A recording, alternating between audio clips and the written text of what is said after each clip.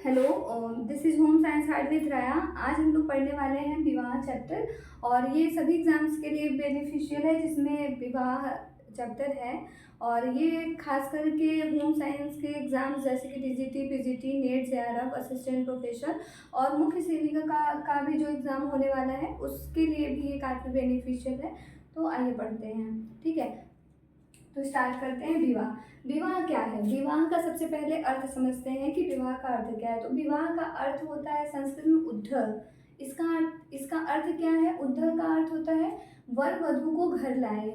जब कोई वर जो है वधु को घर लाता है तो उसी को विवाह कहा जाता है। अगर हमारे जो समाज में प्रचलित है उस तरीके की व्याख्या देखते हैं तो एक तरीके से कहा जा सकता है कि जो संस्कृतियाँ हैं, जो संस्कार होते हैं हमारे, जैसे हिंदू विवाह में 16 संस्कार होते हैं हिंदुओं में, तो उस संस्कार के उपरांत, जैसे जो विवाह संस्कार है उसके उपरांत और सामाजिक स्वीकृति के उपरांत स्त्री और पुरुष जब एक साथ रहने के लिए आते हैं तो वही विवाह कहलाता है, ठीक है। तो कुछ समाजशास्त्रियों ने भी इसकी परिभाषाएं दी हैं, जैसे कि जो है समाजशास्त्री बोगार्डस, वो क्या कहते हैं, उनकी परिभाषा सुनते हैं कि बोगार्डस ने क्या कहा है। इन्होंने कहा है कि विवाह स्त्री पुरुष का पारिवारिक जीवन में प्रवेश करने की संस्था है। मतलब ये कहते हैं जो विवाह है वह स्त्री और पुरुष का पारिवारिक जीवन में, क्योंकि विवाह के बाद जो पारिवारिक जीवन की स्टार्टिंग होती है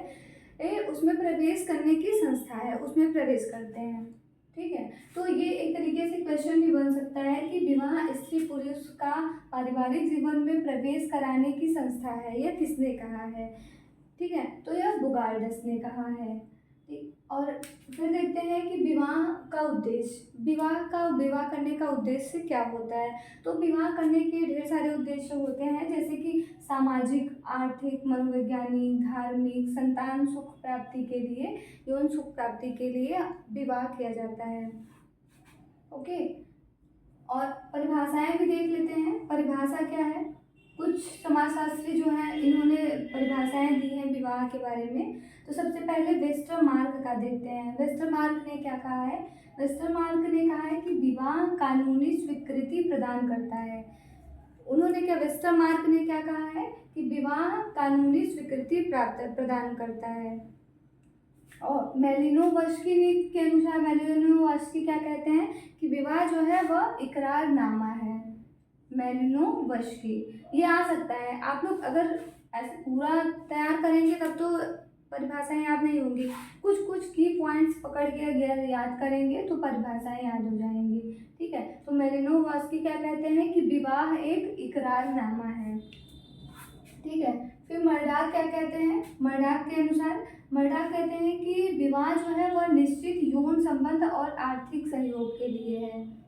उनका क्या कहना है मर्डाक के अनुसार कि विवाह जो है वह एक निश्चित यौन संबंध स्थापित करता है और आर्थिक सहयोग की प्राप्ति करता है, क्योंकि जब स्त्री और पुरुष दोनों एक साथ रहते हैं तो जो भी आर्थिक समस्याएं होती हैं तो उसमें सहयोग करते हैं, ओके। फिर पीएन प्रभु के अनुसार, पीएन प्रभु विवाह के बारे में क्या कहते हैं? इवन पीएन प्रभु का कहना है कि हिंदू विवाह एक धार्मिक संस्कार है। ये कहते हैं कि हिंदू विवाह जो है वह एक धार्मिक संस्कार है। तो इसको ट्रिक से भी याद कर सकते हैं कि पीएन प्रभु, इसमें प्रभु है और धार्मिक, धर्म, प्रभु तो धर्म में ही आते हैं तो धार्मिक संस्कार है। और लूसी मेयर जो है, लूसी मेयर कहते हैं कि विवाह जो है वह वैध संतान की उत्पत्ति करता है, विवाह के द्वारा ही वैध संतान की उत्पत्ति होती है, ओके। तो हम लोगों ने क्या पढ़ा कि विवाह का अर्थ, सबसे पहले विवाह का अर्थ क्या है, तो संस्कृत में इसे उद्धव बोलते हैं विवाह के अर्थ को। उसका अर्थ होता है वर वधु को घर लाए, मतलब कोई भी वर है वह वधु को घर ला रहा है। और बोगार्डस के अनुसार, बोगार्डस ने क्या कहा है, तो बोगार्डस ने कहा है कि विवाह स्त्री पुरुष का पारिवारिक जीवन में प्रवेश कराने की संस्था है। विवाह के उद्देश्य देखें कि विवाह के द्वारा जब स्त्री पुरुष साथ में रहते हैं तो उनका सामाजिक विकास भी रहता है, क्योंकि जिसके लड़के के घर का भी समाज है और बाहरी भी समाज है लड़की के घर का भी, तो सामाजिक विकास भी होता है, सामाजिक उद्देश्य भी है। आर्थिक, दोनों लोग साथ रह रहे हैं एक होकर सहमति के अनुसार, से रह रहे हैं तो आर्थिक भी सहयोग करते हैं। मनोवैज्ञानिक मतलब अगर उन्हें कोई भी प्रॉब्लम हो रही है तो एक दूसरे से साझा करते हैं, तो इसे मनोवैज्ञानिक उद्देश्य भी माना जा सकता है। धार्मिक है ही, कहा जाता है कि पुरुष अगर कोई भी यज्ञ आदि करता है, धर्मशास्त्रों में लिखा हुआ है, तो बिना पत्नी के वह अधूरा रहता है अगर शादीशुदा है तो। ठीक है, संतान सुख प्राप्ति होता ही है। ओके, फिर परिभाषाएं हम लोगों ने देखा। परिभाषाएं क्या देखा, वेस्टर्न मार्क ने क्या कहा है, तो वेस्टर्न मार्क ने कहा है कि विवाह जो है वह कानूनी स्वीकृति प्रदान करता है। वेस्टर्न मार्क, मार्क लिखते हैं, मार्क तो कानूनी स्वीकृति प्रदान करता है। मेलिनोवस्की ने क्या कहा है कि विवाह एक इकरारनामा है। ओके, फिर मर्डाक के अनुसार मर्डाक ने कहा है कि विवाह जो है वह निश्चित यौन संबंध स्थापित करता है और आर्थिक सहयोग प्रदान करता है। फिर लूसी मेयर का क्या कहना है कि लूसी मेयर कह रहे हैं कि विवाह के द्वारा ही वैध संतान की उत्पत्ति होती है।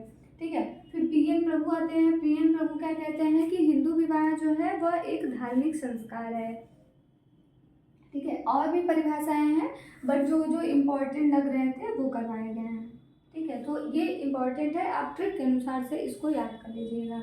फिर हम लोग विवाह पढ़ते हैं, विवाह के प्रकार। वैसे तो विवाह कई प्रकार के होते हैं, बट सबसे पहले विवाह के 2 स्वरूप प्रकार बताए गए हैं, एक विवाह और बहुविवाह, जो कि प्रचलित है। हिंदुओं में माना जाता है, हिंदुओं में एक विवाह ही माना जाता है, और मुस्लिमों में कह सकते हैं तो बहुविवाह का प्रचलन है। ठीक है, तो सबसे पहले एक विवाह देखते हैं जिसे इंग्लिश में हम लोग मोनोगैमी कहते हैं, और बहुविवाह को पॉलीगैमी कहते हैं।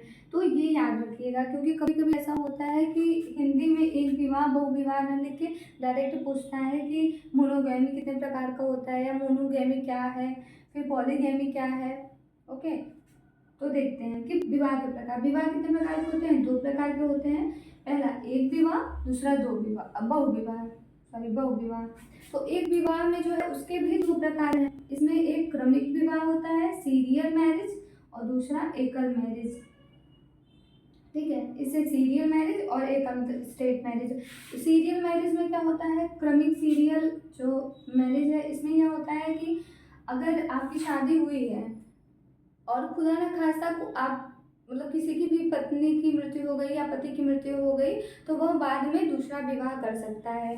बट जो एकल विवाह है, स्टेट विवाह है, तो पति या पत्नी की मृत्यु के बाद भी वह विवाह नहीं करता है, या फिर तलाक अगर हो गया है तो उसके बाद भी अगर शादी कर रहा है, या मृत्यु के बाद भी शादी कर रहा है, तो वह क्रमिक विवाह है। बट अगर मृत्यु के पश्चात या तलाक के पश्चात या किसी कारणवश अगर वो दूसरी शादी नहीं करता है, तो वह एकल विवाह कहलाता है। ओके, फिर देखते हैं बहुविवाह क्या है। तो बहुविवाह के भी प्रकार हैं, जैसे बहुविवाह में बहुपति विवाह होता है, दूसरा बहुपत्नी विवाह, द्विपत्नी विवाह, समूह विवाह। तो बहुपति विवाह जिसे हम लोग पॉलीएंट्री कहते हैं, और बहुपत्नी विवाह जिसे हम लोग पॉलीएंट्री कहते हैं, और द्विपत्नी विवाह जिसे बायोगेमी कहते हैं, और समूह विवाह मतलब ग्रुप। तो जो बहुपति विवाह होता है उसके भी कई प्रकार हैं। बहुपति मतलब जिस पत्नी के ढेर सारे पति हों उसे बहुपति विवाह कहते हैं, और बहुपत्नी विवाह का मतलब है जिस पति के ढेर सारी पत्नियां हों उसे बहुपत्नी विवाह कहते हैं। तो बहुपति विवाह 2 प्रकार का होता है, पहला भातृक विवाह, दूसरा अभातृक विवाह। भातृक विवाह मतलब जैसे जो पति है वह आपस में भाई हैं।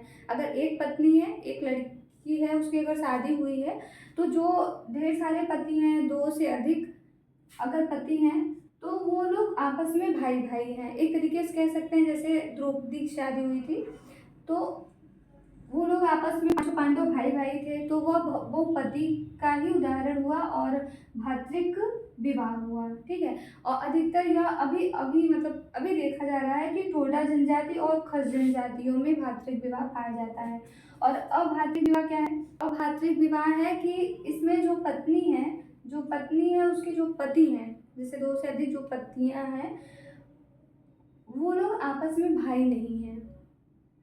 ठीक है, यह जो अभातृक विवाह देखा गया है कि इसमें टोडा नायर ये दोनों जनजातियों में अभी भी ये अभात्रिक विवाह पाया जाता है। ठीक है, तो हम लोगों ने क्या समझा कि बहुपति विवाह दो प्रकार का होता है, भातृक विवाह और अभातृक विवाह। भातृक विवाह जो है वह पति लोग जो पति रहते हैं वह दोनों में मतलब आपस में भाई भाई होते हैं, और अभातृक में भाई भाई नहीं होते हैं। उसी प्रकार से बहुपत्नी विवाह होता है, ये भी दो प्रकार का होता है, एक सोरोरल होता है और एक नॉन सोरोरल होता है। इसमें क्या होता है कि जो पत्नियां रहती हैं, ठीक, एक पति की अगर ढेर सारी पत्नियां हैं तो वो पत्नियां आपस में बहन होती हैं। जब आपस में बहन होती हैं तो उन्हें सोरोरल कहा जाता है, और जो पत्नियां आपस में बहनें नहीं होती हैं उसे नॉन सोरोरल कहा जाता है। ठीक है, फिर तीसरा है द्विपत्नी विवाह। इसमें किसी भी पति के दो दो पत्नियां रहती हैं। और समूह विवाह मतलब एक समूह है, उसमें हर कोई एक दूसरे का पति पत्नी रहता है, उसे समूह विवाह कहते हैं।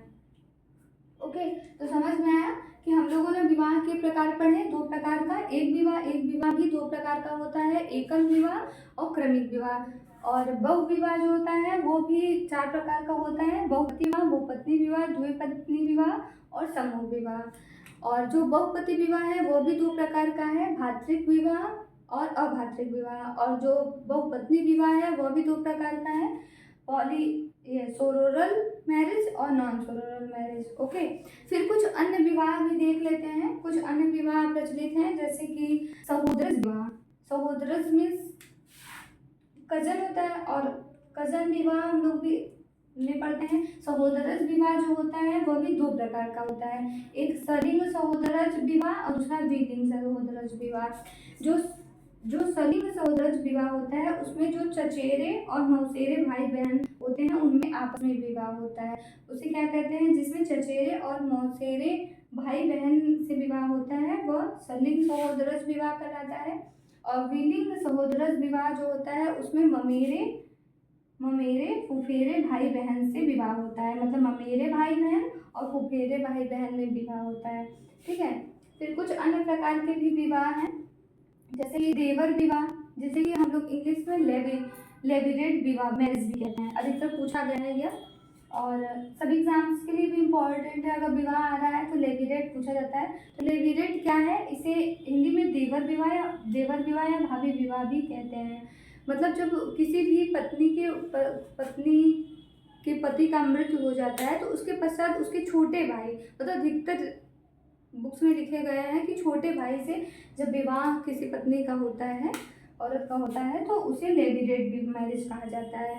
यह अधिकतर प्रचलन जो है यूपी हरियाणा में अधिक प्रचलन है, और गोंड और खरिया संथाल जनजातियों में इसका ज़्यादा प्रचलन देखा जाता है।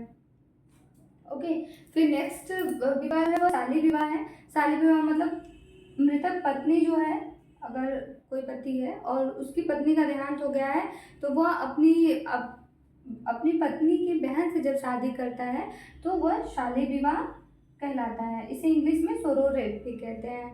तो ये ध्यान रखिएगा कि देवर विवाह को क्या कहा जाता है? लेविरेट, और शाली विवाह को क्या कहा जाता है? सोरोरेट। ओके, फिर नेक्स्ट आता है द्विजीवन वृत्ति विवाह,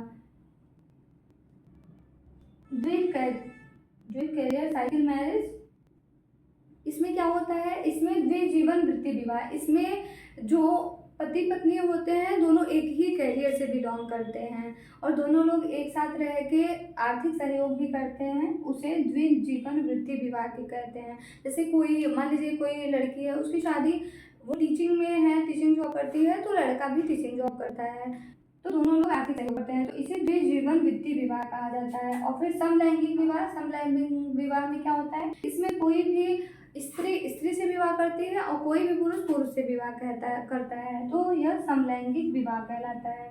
फिर नेक्स्ट है होमोगेमी क्या है? इसमें समान स्तर के लोगों से विवाह किया जाता है, मतलब जैसे जिसका स्टैंडर्ड जो है उसी स्टैंडर्ड में वह जब अपनी शादी करता है तो वह होमोगेमी कहलाता है। फिर हेट्रोगेमी मतलब असमान स्तर के, मतलब जैसे कि अधिकतर कहा जाता है कि लड़कियों की शादी मतलब हाई रेंज में होती है और लड़कियों की लो, तो उस तरीके का भी कह सकते हैं। और अगर मान लीजिए अगर कोई भी लड़का अगर जॉब कर रहा है, वो थोड़ी कम पढ़ी लिखी लड़की से शादी कर रहा है, या तो फिर कम आर्थिक लेवल के जो हैं उनसे शादी कर रहा है तो वह असमान स्तर है।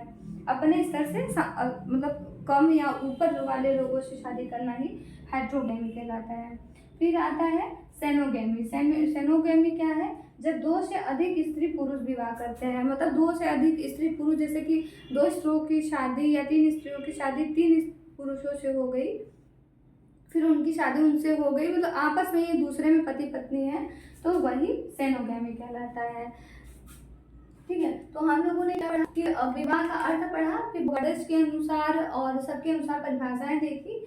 फिर विवाह के प्रकार, विवाह दो प्रकार का होता है। तो पहले एक विवाह, बहुविवाह। एक विवाह में दो प्रकार के होते हैं, जैसे क्रमिक विवाह और एकल विवाह। फिर बहुपति में जो है बहुपति विवाह, बहुपत्नी विवाह और द्विपत्नी विवाह, समूह विवाह। फिर इसमें बहुपति में भातृक विवाह और अभातृक विवाह। बहुपत्नी में जो है सोरोरल मैरिज और नॉन सोरोरल मैरिज। ठीक है, फिर अन्य विवाह में देखा हम लोगों ने सहोदरस विवाह देखा, जो कि दो प्रकार का होता है, एक सलिंगीय सहोदरस विवाह, दूसरा द्विलिंगीय सहोदरस विवाह। लेविरेट जो कि लेविरेट जो कि देवर विवाह, कभी कभी भाभी विवाह भी कहा जाता है, और साली विवाह जिसे कि सोरोरेट कहते हैं। और द्विजीवन वृत्ति विवाह पढ़ा, जिसमें दोनों एक दूसरे का सहयोग करते हुए उसी कंडीशन में रहते हैं। और फिर समलैंगिक विवाह, स्त्री का स्त्री से, पुरुष का पुरुष में विवाह होता है। फिर होमोगैमी पढ़ा हम लोगों ने, जो कि समान स्तर में विवाह होता है। फिर हेट्रोगैमी जो कि असमान स्तर में, और सेनोगैमी जो कि दो से अधिक स्त्री पुरुषों का विवाह। अभी आगे देखते हैं हिंदू विवाह।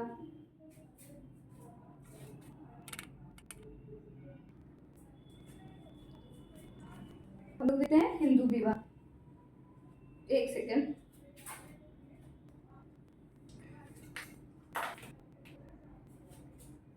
तो आइए हिंदू विवाह पढ़ते हैं। और सबसे पहले देखते हैं हिंदू विवाह। हिंदू विवाह से संबंधित नियम। जो हिंदू विवाह में, जैसे हिंदू विवाह करते हैं तो उसके कुछ नियम होते हैं।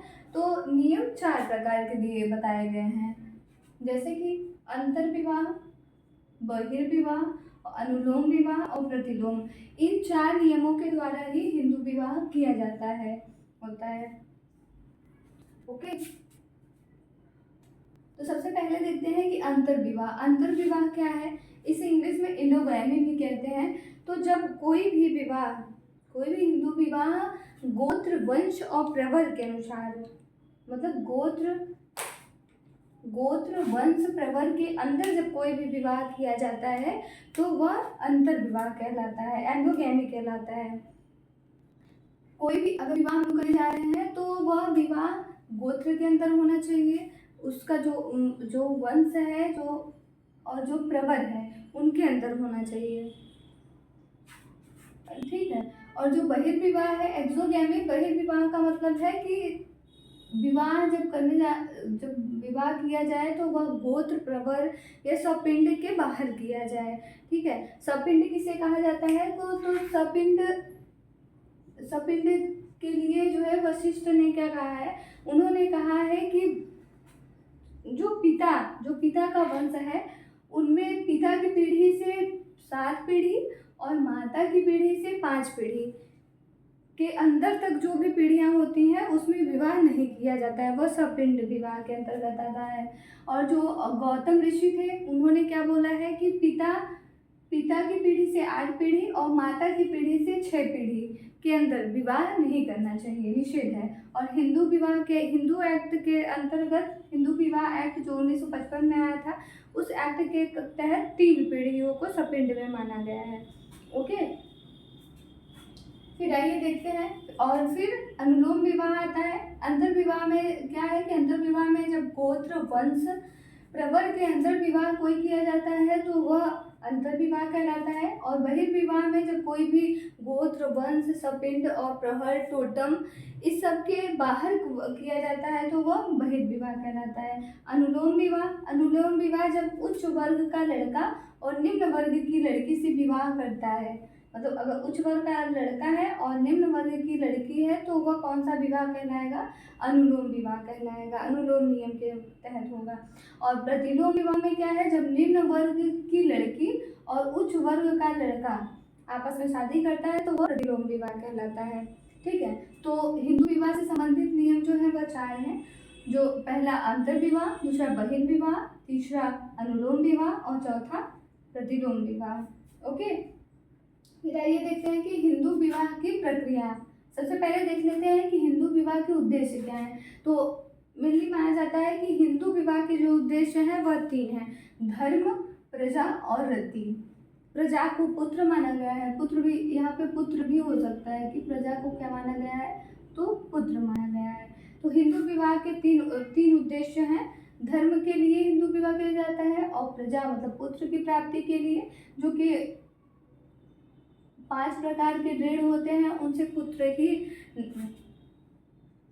उबारते हैं, तो इसे प्रजा भी उद्देश्य कहा गया है, और रति के लिए। ओके, फिर आइए देखते हैं कि हिंदू विवाह की प्रक्रिया। हिंदू विवाह की प्रक्रिया 8 प्रकार की होती है। 8 प्रकार है, 8 चरण है।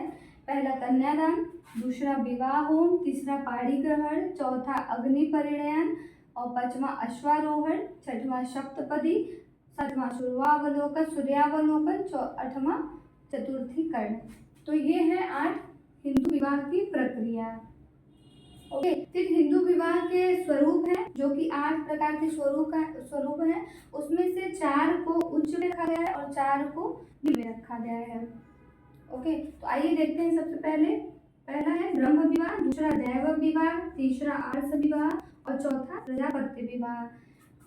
फिर 5वां है जो कि निम्न में रखा गया है अश्व विवाह, 6वां गंधर्व विवाह, 7वां राक्षस विवाह, 8वां पैशाच विवाह।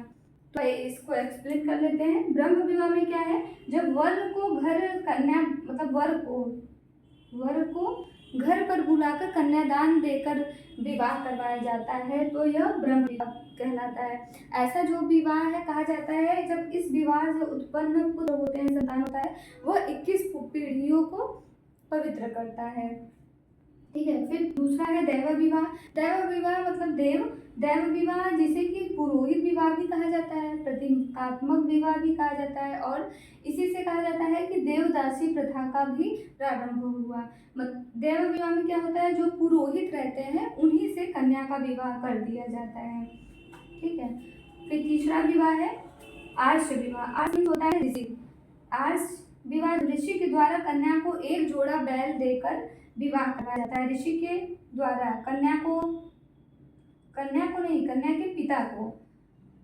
के पिता को एक जोड़ा बैल, जो ऋषि रहता है वह यह बताता है, मतलब एक जोड़ा बैल या गाय देता है, जिससे कि यह बताता है कि हम आपकी कन्या का निर्वहन कर सकते हैं अच्छी तरीके से। ठीक है, चौथा विवाह है प्रजापत्य विवाह। प्रजापत्य विवाह जो है वह ब्रह्म विवाह के जैसा है, जैसे ब्रह्म विवाह होता है वैसे ही प्रजापत्य विवाह होता है। फिर असुर विवाह है। असुर विवाह जब कन्या का मूल्य लेकर मतलब किसी कन्या का लड़की का मूल्य लेकर जब विवाह करवाया जाता है तो इसे असुर विवाह कहते हैं। इसे अन्य नाम बेटी बेचवा नाम से भी यह प्रचलित है। तो पूछा जा सकता है कि बेटी बेचवा विवाह कौन सा होता है, तो असुर विवाह। जो असुर विवाह है वह बेटी बेचवा विवाह है। फिर 6वां है गंधर्व विवाह। गंधर्व विवाह जो कि अभी प्रचलित है, इसे प्रेम विवाह भी कहते हैं। ठीक है, 7वां राक्षस विवाह। राक्षस विवाह में क्या होता है, जब स्त्री का हरण करके विवाह किया जाता है, मतलब अगर स्त्री का हरण कर लिया गया है और उसके बाद विवाह करवाया जा रहा है तो उसे राक्षस विवाह कहते हैं। और 8वां है पैशाच विवाह। पैशाच विवाह क्या होता है, जब बलपूर्वक कुकृत्य करके विवाह किया जाता है तो उसे पैशाच विवाह कहलाता है। ठीक है, तो हम लोगों ने क्या समझा कि हिंदू विवाह के स्वरूप 8 हैं। पहला ब्रह्म विवाह, दैव विवाह, आर्ष विवाह, प्रजापत्य विवाह, असुर विवाह, गंधर्व विवाह, राक्षस विवाह और पैशाच विवाह। और इसमें से जो ये 4 हैं इसे उच्च माना जाता है, उच्च श्रेणी में रखा जाता है, और जो ये 4 हैं असुर, गंधर्व, राक्षस और पैशाच, इसे निम्न श्रेणी में माना जाता है। ठीक है, तो ये देखा। अब हम लोग पढ़ेंगे मुस्लिम विवाह। ओके।